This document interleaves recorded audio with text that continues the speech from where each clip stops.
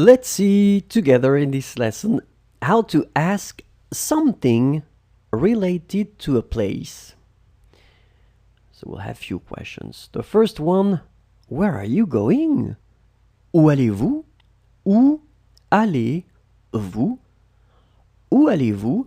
As you can see in that question, I will change the order.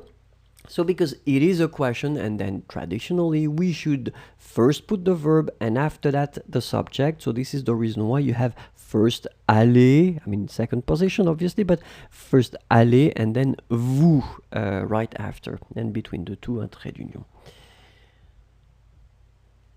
Where are you going? Où vas-tu? Où vas-tu?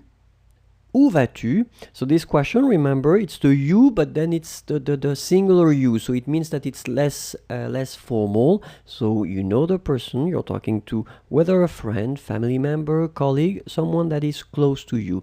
If it's not the case in that situation, remember to use the vous and not the tu, okay? The one we had previously.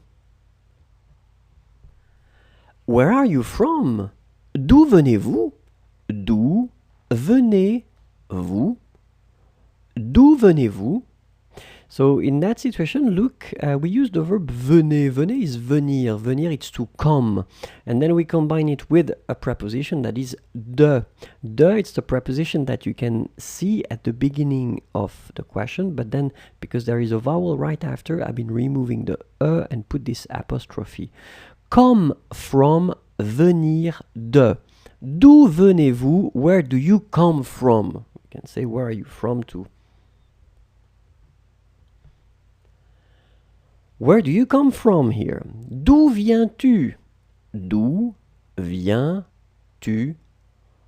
D'où viens-tu? Okay, so it's to show you the other meaning of this expression too. So venir de, as we saw, come from or be from somewhere.